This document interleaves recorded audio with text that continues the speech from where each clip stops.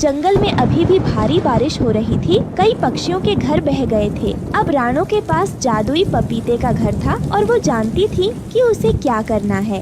एक एक करके वो बेघर पक्षियों को अपने पास बुलाती है।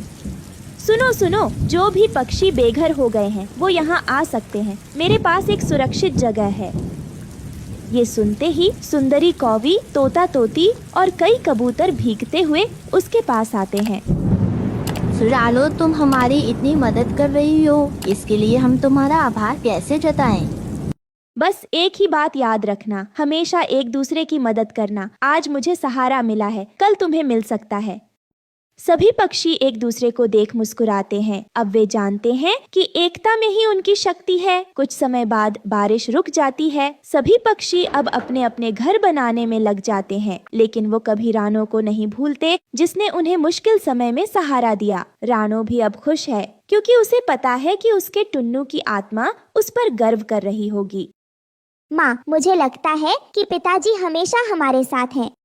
हाँ गुड़िया, उनका प्यार हमेशा हमारे दिलों में रहेगा। कुछ दिनों बाद बारिश पूरी तरह से थम चुकी थी। जंगल के सारे पक्षी धीरे धीरे अपने अपने घर वापस बनाने में लगे थे। रानो के जादुई पपीते के घर की चर्चा जंगल में हर तरफ फैल चुकी थी। क्या तुम सब जानते हो रानो चिड़िया ने हमें किस तरह सहारा दिया? ऐसे वक्त में जब हर किसी को सिर्फ अपनी चिंता थी, तब रानो ने अपने घर का दरवाजा हमारे लिए खोल दिया। हाँ, उसका दिल कितना बड़ा है। शायद उसकी जगह कोई और होता तो खुद को बचाने में ही लगा रहता। रानो शर्मीली मुस्कान के साथ सबकी बातें सुनती है, लेकिन उसे लगता है कि उसने कुछ खास नहीं किया। वो तो बस अपने टुन्नू की सिखाई हुई बातों को मान रही थी। अगर टुन्नू यहाँ होते तो वो जरूर गर्व महसूस करते। गुड़िया भी अपनी माँ को देखकर खुश होती है। उसे अपनी माँ पर गर्व था। एक दिन जंगल में एक और समस्या आ खड़ी होती है। जंगल के एक कोने में सूखा पड़ जाता है और वहाँ के पेड़ पौधे सूखने लगते हैं। उस हिस्से के पक्षी भी भोजन और पानी की कमी से परेशान होने लगते हैं। रानो को यह खबर मिलती है और वो परेशान हो जाती है। गुड़िया, जंगल के हमारे साथी भूख और प्यास से परेशान हैं। हमें कुछ करना चाहिए। माँ, क्या हम उनकी भी मदद कर सकते हैं, जैसे आपने बारिश में सभी को सहारा दिया था? हाँ गुड़िया, हमें कोशिश करनी चाहिए। शायद जंगल में बाकी पक्षियों की मदद से हम कुछ कर पाएं। रानो जंगल के दूसरे पक्षियों से बात करने के लिए निकलती है। रानो सुंदरी कौवी, तोता तोती, कबूतर और अन्य पक्षियों के साथ मिलकर एक योजना बनाती है। सभी पक्षी जंगल के अलग अलग हिस्सों से भोजन और पानी इकट्ठा करते हैं और सूखे से ग्रस्त पक्षियों की मदद के लिए पहुंचते हैं। रानो, तुमने हमें सिखाया है कि मदद करना कितना जरूरी है। हम सब तुम्हारे साथ हैं। मुझे खुशी है कि हम सब एक साथ हैं। इसी तरह हम जंगल को सुरक्षित और खुशहाल बना सकते हैं। एकता और सहयोग से सभी पक्षी मिलकर सूखे वाले हिस्से के पक्षियों की मदद करते हैं। एक रात जब सब कुछ शांत था, रानो अपने जादुई पपीते के घर में गुड़िया के साथ बैठी है। उसे टुन्नू की बहुत याद आती है। वो उसकी बातें और उसकी मुस्कान को याद करती है। टुन्नू, तुम्हारी सीख ने मुझे दूसरों के लिए खुला दिल रखना सिखाया। तुम हमेशा मेरे साथ रहोगे, मेरे दिल में। माँ, पिताजी ने हमें इतना कुछ सिखाया है ना?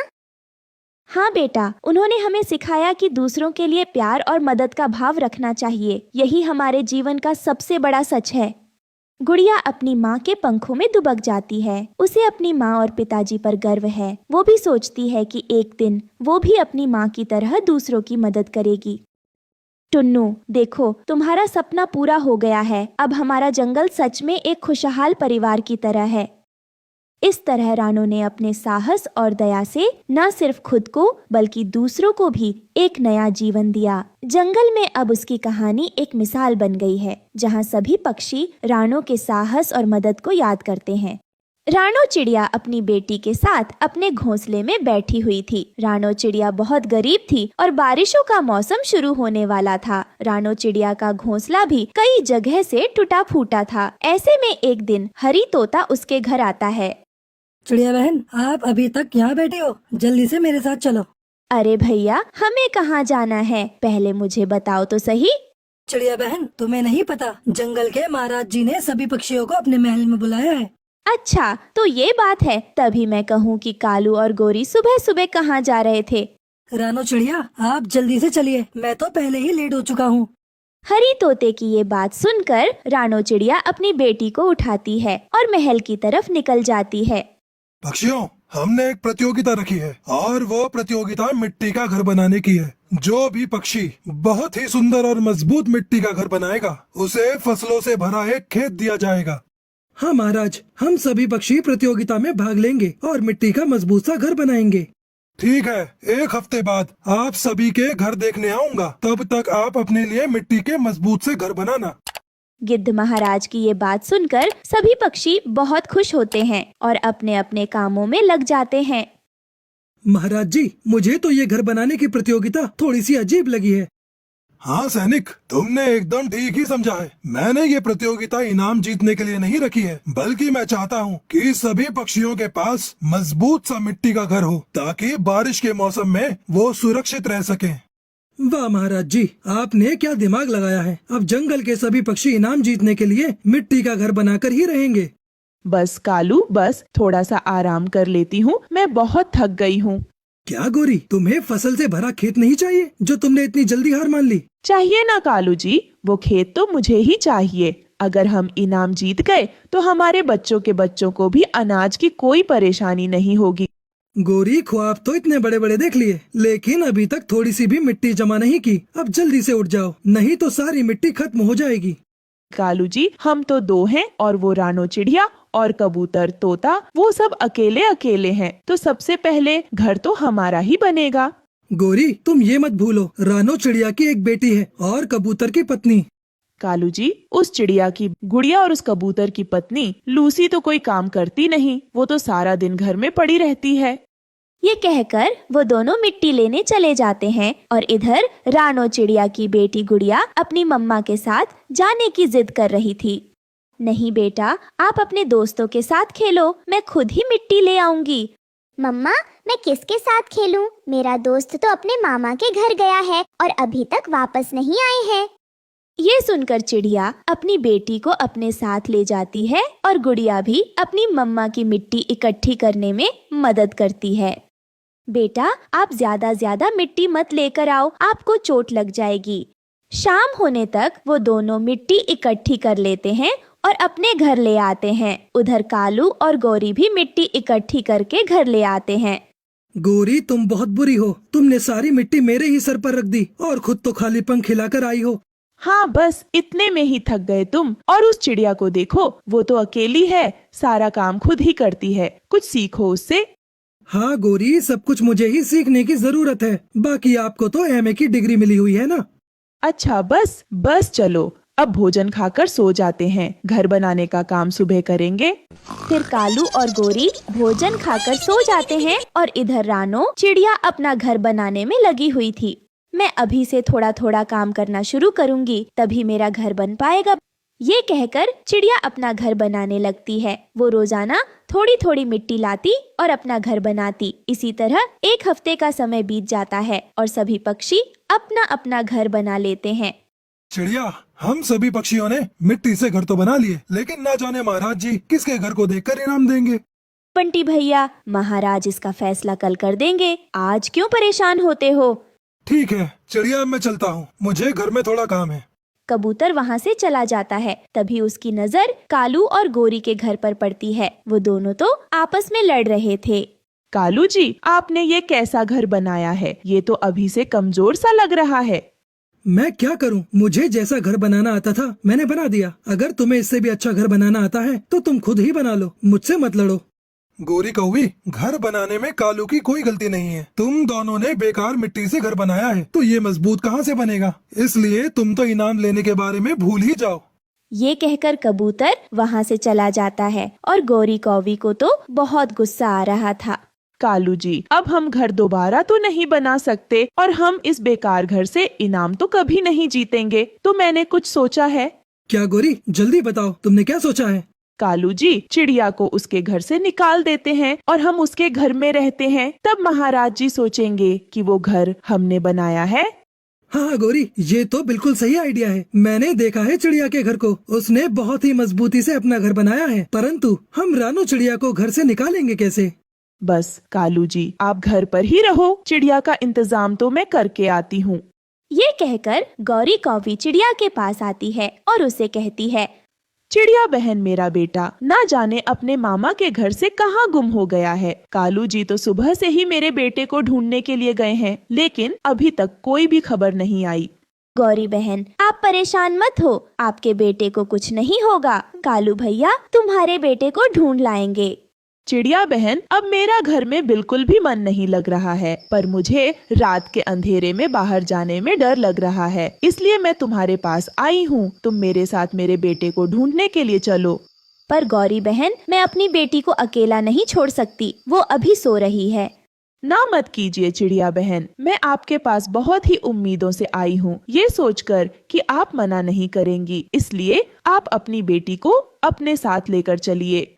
फिर रानो चिड़िया अपनी बेटी को भी अपने साथ लेकर चली जाती है। गौरी कौवी उन्हें जंगल से दूर ले जाती है और वो टूटे फूटे घर के पास आकर रुक जाती है। चिड़िया बहन, हम एक बार अपने बेटे को इस पुराने से घर में देख लेते हैं, क्या पता वो रास्ता भटकते भटकते यहाँ आ गया हो। ठीक है बहन, अभी हम अंदर जाकर तुम्हारे बेटे को देखते हैं। फिर वो दोनों उस पुराने घर के अंदर जाती हैं, लेकिन गौरी कौवी बड़ी ही चालाकी से पीछे रह जाती है और रानो चिड़िया के आगे जाते ही वो बाहर से दरवाजा बंद कर देती है। अब दोनों माँ बेटी इसी घर में मरते रहो, अब मिट्टी का घर भी हमारा और फसल से भरा खेत भी हमारा। गौरी बहन, दरवाजा खोलो, आपने हमें इस घर के अंदर बंद क्यों किया है? प्लीज गौरी बहन, दरवाजा खोलो। अब तो दरवाजा इनाम लेने के बाद ही खुलेगा चिड़िया, तब तक आप यहीं पर बंद रहो। ये कहकर गौरी कौवी अपने घर चली जाती है और घर जाकर कालू से कहती है, चलो कालू जी, उस चिड़िया के घर चलते हैं। लेकिन गौरी, वो चिड़िया कहाँ गई? कहीं वो वापस ना आ जाए। नहीं कालू जी, मैंने उसका पक्का इंतजाम कर दिया है, प्रतियोगिता खत्म होने से पहले वो यहाँ नहीं आएगी। फिर गौरी कौवी चिड़िया के घर में आकर सो जाते हैं। सुबह भी हो जाती है। अगले दिन राजा जी सभी पक्षियों के घर देखने आते हैं और सब पक्षी उन्हें अपना घर दिखाते हैं। देखो महाराज जी, मैंने बहुत ही अच्छी मिट्टी से अपना घर बनाया है और मेरा घर बहुत ही मजबूत है। हाँ तोते, तुम्हारा घर मजबूत तो है, लेकिन इतना भी नहीं कि हम तुम्हें इनाम दे सकें। ये कहकर गिद्ध महाराज कबूतर का घर देखने आते हैं और उसका घर भी उन्हें पसंद नहीं आता। फिर वो कालू कौवे के घर आते हैं। देखे महाराज जी, देखे मैंने कितना सुंदर और मजबूत घर बनाया है मिट्टी का। ऐसा घर आपको पूरे जंगल में कहीं नहीं मिलेगा। अरे वाह गौरी, कालू, आपने घर तो बहुत ही मजबूत बनाया है। वैसे देखने में तो आप दोनों बहुत ही कामचोर लगते थे। तो महाराज जी, हमें इनाम में हमारा फसल का खेत दे दीजिए। गौरी बहन, इनाम देने का तो एक बहाना था। मैंने आप सबसे झूठ बोला था। क्यों महाराज जी, आपने ऐसा झूठ क्यों बोला? आप मुझे माफ कर दीजिए। वो क्या है ना, तेज बारिश और तूफान में तिनके के घर टूट जाते थे और कई पक्षियों की मौत भी हो जाती थी, इसलिए मैंने आप सबसे पक्के और मजबूत घर बनाने के लिए झूठ बोला था। ये कहकर गिद्ध महाराज वहाँ से चले जाते हैं। उनकी बातों पर गौरी कौवी को गुस्सा आ रहा था। कालू जी, अब मैं गिद्ध महाराज की कभी भी बात नहीं मानूंगी। कोई ऐसा भी बोलता है। हाँ गौरी, अब तुम उस बेचारी चिड़िया को भी उस बेकार से टूटे फूटे घर से बाहर निकालो। कालू जी, आप ही जाओ, मेरी तो उस चिड़िया से नजर मिलाने की हिम्मत भी नहीं हो रही। फिर कालू कौवा चिड़िया को घर से बाहर निकालता है और उससे माफी मांगता है और उसे गिद्ध महाराज की सारी बातें बताता है। ये तो महाराज ने बहुत अच्छा किया, इससे जंगल के पक्षियों को कोई भी परेशानी नहीं होगी और तेज बारिश में वो सुरक्षित रहेंगे। चिड़िया बहन, अब तुम जाओ और जाकर अपनी मिट्टी के घर में रह सकती हो और मैं और गौरी अपने टूटे फूटे घर में रह लेंगे। नहीं कालू भैया, अब तुम ही उस घर में रहो, मैं अपने लिए दूसरा मिट्टी का मजबूत सा घर बना लूंगी। ये कहकर रानो चिड़िया मिट्टी लेकर आती है और अपना घर बनाने लगती है। कुछ ही देर में उसका मिट्टी का घर बनकर तैयार हो जाता है। फिर वो उसमें अपनी बेटी गुड़िया के साथ खुशी खुशी रहने लगती है। चेल जी, हमें छोड़ दो। चेल जी प्लीज छोड़ दो, हम आज के बाद आपके आम कभी नहीं चुराएंगे, प्लीज हमें छोड़ दो। अच्छा, तो अब मैं समझा, तुम दोनों ही हमारे आम चुराते थे, अब मैं तुम दोनों को नहीं छोड़ूंगा। ये कहकर वो दोनों चील मिलकर उन दोनों को बहुत मारते हैं। जंगल में इस समय भोजन की काफी ज्यादा कमी आ गई थी, इसलिए जंगल के सभी पक्षी बहुत परेशान थे। उसी जंगल में एक चील भी रहता था, जिसके घर के बाहर एक आम का पेड़ था और उस पर काफी सारे आम भी लगे हुए थे, परंतु वो काफी ज्यादा कंजूस और जालिम था। वो किसी भी पक्षी को एक आम तक भी खाने नहीं देता था। रानू चिड़िया भी अपने घोंसले में भूख की सताई हुई बैठी थी। हे भगवान, अगर ऐसे ही चलता रहा तो मैं भोजन कहाँ से लाऊंगी, और मैंने तो कल से कुछ भी नहीं खाया है, इसलिए मुझे बहुत ही कमजोरी महसूस हो रही है। चील भी अपने घोंसले की तरफ जा रहा था कि तभी अचानक से उसका चश्मा नीचे गिर जाता है और वो सीधा रानो चिड़िया के घोंसले में आकर गिरता है। अरे ये क्या हो गया? मेरा चश्मा तो नीचे गिर गया और बिना चश्मे के तो मुझे कुछ भी नजर नहीं आएगा, और मुझे तो अपना चश्मा भी नहीं दिखाई दे रहा है। मैं एक काम करता हूँ, धीरे धीरे अपने घर चला जाता हूँ। अरे ये चश्मा तो चील जी का है, ये चश्मा मैं उन्हें दे आती हूँ। वैसे भी ये चश्मा तो मेरे किसी काम का नहीं है। रानू चिड़िया वो चश्मा लेकर चील की तरफ जाती है। कौन कौन है मेरे घोंसले के पास? कहीं कोई मेरे आम तो नहीं तोड़ रहा? नहीं नहीं, कोई आपके आम नहीं तोड़ रहा। मैं रानो चिड़िया हूँ, मुझे आपका चश्मा मिला था, मैं वही देने के लिए आई हूँ। चश्मा लाओ लाओ चिड़िया, वैसे भी बिना चश्मे के मुझे कुछ भी नजर नहीं आ रहा। ये लो चील जी। चिड़िया तुम्हारा बहुत बहुत धन्यवाद। मैंने तो सोचा था कि अब मेरा चश्मा मुझे कभी नहीं मिलेगा। मांगो, तुम क्या मांगती हो? तुमने मुझे मेरा चश्मा लाकर दिया है, इसलिए मैं तुम्हें कुछ देना चाहता हूँ।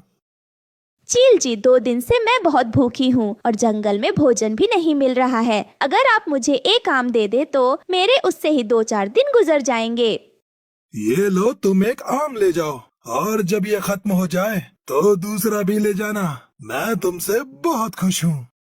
फिर रानो चिड़िया वो आम लेकर अपने घोंसले में आ जाती है और कालू कौवा रानो चिड़िया को अपने घोंसले में बैठा आम खाता देख उसके पास आ जाता है। ओए चिड़िया, तुमने ये आम कहाँ से लिया? जंगल में तो सिर्फ एक ही आम का पेड़ है, और वो भी उस चील का। वो तो किसी को अपने आम नहीं लेने देता। फिर कहाँ से तुम ये आम लाई हो, बताओ मुझे। चील जी का चश्मा खो गया था और वो मुझे मिल गया। जब मैं उन्हें वो चश्मा देने गई तो उन्होंने मुझे आम दे दिया और ये भी कहा कि अगर ये खत्म हो जाए तो दूसरा भी ले जाना। ये सुनकर तो कालू बहुत जल जाता है। रानो चिड़िया, हम भूखे फिरे और तुम खाओ आम। ये कहकर कालू वहाँ से चला जाता है और वो घर जाकर अपनी पत्नी गोरी को सारी बात बताता है। कालू जी, इसका मतलब तो ये हुआ कि उस बड़े चील को बिना चश्मे के कुछ दिखाई नहीं देता। कालू जी, हम एक काम करते हैं, हम उसके घोंसले के पीछे जाकर छिप जाते हैं और जब चील अपना चश्मा उतारेगा तो हम वहाँ से आम चुराकर भाग जाएंगे। मुझे पता था कि मेरी पत्नी भूख का जरूर कोई उपाय निकालेगी। दूसरे दिन वो कालू कौवा और गोरी कौवी ऐसा ही करते हैं। वो चील के घर के पास जाकर छिपकर बैठ जाते हैं। वे बहुत दिन हो गए अपने भाई से मिले हुए। अगर मैं ऐसे ही अपने आम के पेड़ को छोड़कर चला गया तो सभी पक्षी मेरे सारे आम खा जाएंगे। मैं एक काम करता हूँ, मैं अपने भाई को ये संदेश भेज देता हूँ कि वो किसी दिन आकर मुझसे मिल जाए। ये कहकर चील कुछ देर के लिए अपना चश्मा उतारकर एक तरफ रख देता है। मौका अच्छा है, धीरे धीरे जाओ और किसी तरह उस चील के पास जाकर 2-4 आम तोड़ लाओ। फिर तुरंत कालू कौवा उस चील के पास जाता है। इसे तो सच में कुछ भी नहीं दिखाई दे रहा है। ये सोचकर कालू कौवा वहाँ से 2 आम लेकर चला जाता है और घर जाकर वो दोनों मजे से आम खाते हैं।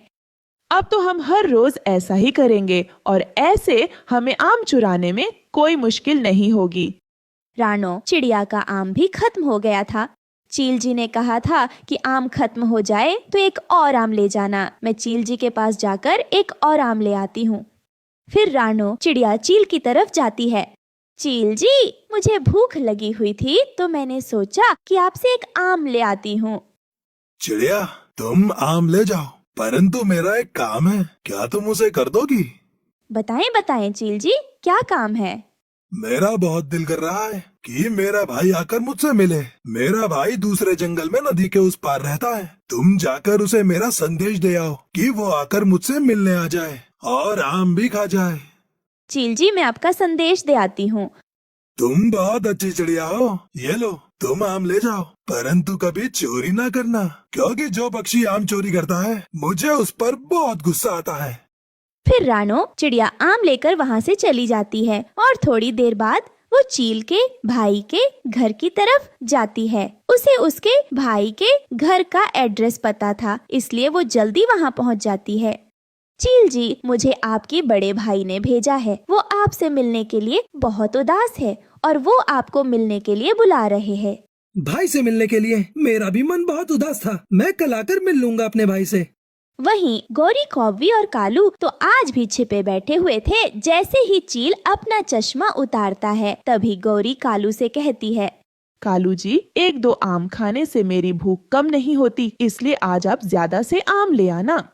कालू फिर से चील के आम चुराकर वहाँ से भाग जाता है। वो दोनों आम चुराकर वहाँ से जा रहे थे कि तभी चिड़िया उन दोनों को आम ले जाते हुए देख लेती है। तब रानो चिड़िया उन दोनों के पीछे उनके घर आती है। कालू भैया, मैंने देख लिया है कि आप दोनों चील के आम चुराते हो, ये गलत बात है। तो फिर क्या हुआ चिड़िया? अगर चील को बताया तो जान से मार दूंगा तुझे। मैं छोटी चिड़िया, मुझे क्या जरूरत है आपको बताने की। मैं तो बस आपको इतना बताने आई थी कि चील भी कह रहा था जो भी चोरी करता है उन्हें उन पक्षियों से सख्त नफरत है। अगर उन्हें आपके बारे में पता चल गया तो वो आपको बहुत मारेंगे। तुम जाओ, अगर हमें मार पड़ेगी तो हम खा लेंगे, और तुम अपनी ये चोंच बंद करो। जाओ, अपने घर जाओ। फिर रानो चिड़िया शर्मिंदा होकर वहाँ से चली जाती है और वो अपने घोंसले में बैठी आम खा रही थी कि तभी बंटी कबूतर वहाँ आ जाता है। चिड़िया बहन, मैं भी बहुत भूखा हूँ, मुझे भी आम दे दो थोड़ा सा खाने को। लीजिए कबूतर भैया, आप भी खाएं कबूतर भैया। मैंने देखा कि कौवे भाई चील के आम चुरा रहे थे। अगर चील को पता चल गया तो वो बहुत मारेगा उन्हें। चिड़िया, तो कौन सा उन्हें पहली बार मार पड़ेगी? वो तो कई बार चोरियों की वजह से पिट चुके हैं, लेकिन वो फिर भी नहीं मानते। रात को गौरी और कालू अपने घर में लेटे हुए थे कि गौरी अपने पति कालू से कहती है, कालू जी, रोज रोज चोरी करने से तो अच्छा है कि हम आज ही जाकर सारे आम तोड़ लाते हैं और फिर मेरी माँ के जंगल में जाकर मजे से आम खाएंगे। मैं भी यही सोच रहा था, हम कल ऐसा ही करेंगे।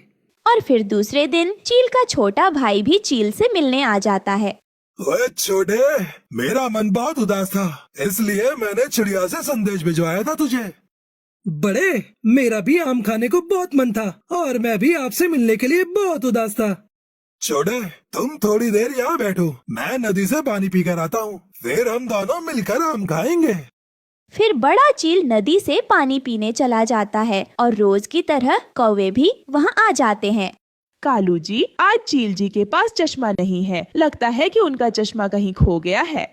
कालू और गौरी को ये पता नहीं चलता कि ये तो चील का छोटा भाई है और बड़ा चील तो नदी पर पानी पीने गया है। फिर कौवा और कौवी चील के पास आते हैं। छोटा चील तो खामोश बैठा हुआ था। कौवा और कौवी वहाँ आकर आम तोड़ तोड़ कर नीचे फेंकने लगते हैं। उन दोनों को ऐसा करता देख छोटा चील देख लेता है और वो उन दोनों को आकर पकड़ लेता है। बेशर्म कौवो, चोरी करते हो, तुम्हें शर्म नहीं आती है? चील जी, आपको चश्मे के बिना कैसे नजर आ रहा है? वो मेरा बड़ा भाई है, चश्मे वाला। तभी बड़ा चील भी वहाँ आ जाता है और वो दोनों भाई कौवों को एक पेड़ से बांध देते हैं। ओए, तो जब मैं चश्मा उतारता था तो तुम दोनों मेरे आम चुराते थे। अब मैं समझा।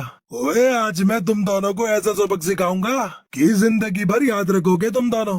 फिर चील उन दोनों की खूब पिटाई करता है। चील जी, एक बार छोड़ दो, फिर कभी इधर नहीं आएंगे हम, हमें जाने दो। तभी रानो चिड़िया भी वहाँ आ जाती है और वो चील से विनती करके कौवों को छुड़वाती है। चिड़िया, अगर ये कौवे मुझे दोबारा यहाँ नजर आए तो मैं जान से मार दूंगा इन्हें। इन दोनों को ले जाओ यहाँ से। फिर रानो चिड़िया कौवों को वहाँ से बचाकर अपने साथ ले जाती है। दोस्तों ये थी आज की कहानी। और हाँ दोस्तों, इस कहानी से हमें ये सीख मिलती है कि कोई हमारे साथ जैसा करता है हमें भी उसके साथ वैसा ही करना चाहिए। और हाँ दोस्तों, आज का सवाल ये है कि चील का चश्मा कहाँ गिरा था? अगर आपको पता है तो कमेंट बॉक्स में लिख कर जरूर बताइए। और अगर आप हमारे चैनल पर नए हो तो चैनल को कर दो सब्सक्राइब और हमारी वीडियो को कर दो लाइक। और हाँ, घंटी बजाना ना भूलना ताकि नई वीडियो आपके फोन की स्क्रीन पर हो। मिलती हूँ मैं आपको अगली वीडियो में, तब तक के लिए धन्यवाद। बहुत समय पहले की बात है, एक हिमालय के जंगल में कालू कौवा अपनी पत्नी गोरी कौवी के साथ रहता था। उसकी पत्नी गोरी कौवी बहुत ही लालची थी। वो किसी भी पक्षी के साथ अच्छा व्यवहार नहीं करती थी। उसने अपने खेत में अंडे की खेती कर रखी थी। एक दिन की बात है, वो अपने पति कालू से कहती है, पतिदेव जी, ऐसे आराम करने से काम नहीं चलेगा। अंडे पकने का समय आ चुका है। अब आपको अंडे की खेती की रखवाली करनी चाहिए। अगर हमने अंडे की खेती की रखवाली नहीं की तो सारे अंडे चोरी हो जाएंगे और हमें ठेंगा मिलेगा, ठेंगा। इसलिए जैसा मैं कहती हूँ वैसा आप करिए, वरना हमें भारी भरकम नुकसान झेलना पड़ेगा। हाँ नहीं तो। ये कहकर गौरी और कालू अपने अंडे के खेत में पहुंचते हैं और अपने अंडे की खेती को देखकर बहुत खुश होते हैं। देखो कालू, इस बार अंडे की खेती कितनी अच्छी हुई है। इन अंडों को बाजार में बेचकर हम मालामाल हो जाएंगे। फिर हमें पैसों की कोई कमी नहीं होगी। तभी वहाँ रानो चिड़िया आती है और उन दोनों से कहती है, सुनो गौरी बहन, ये ले पैसे, मैंने आपके खेत से 10 अंडे तोड़े हैं अभी। अच्छा रानो चिड़िया, कितने रुपए दे रही हो 10 अंडों के तुम? गौरी बहन, 10 अंडों के मैंने आपको 50 रुपए दिए हैं। ये तो बहुत कम है चिड़िया, तुम्हें पता नहीं कितनी महंगाई हो गई है। पूरे 100 रुपए चाहिए मुझे 10 अंडों के, समझी तुम? गौरी बहन, यह तो बहुत ज्यादा है। 10 अंडों के मैं आपको इतने पैसे नहीं दे सकती। रानो चिड़िया, अगर ये बात है तो मुझे पैसे दो या मेरे अंडे वापस करो अभी के अभी। अब मैं अंडे कहाँ से वापस करूँ आपको? गौरी बहन, मेरे बच्चों ने तो अंडे यहीं पर ही खा लिए। ये ले अपने 100 रुपए। आज के बाद से मैं कभी आपके खेत से अंडे नहीं तोड़ूंगी। आपने तो सरेआम लूट मचा रखी है, ऐसा थोड़ी कोई करता है। ये कहकर रानी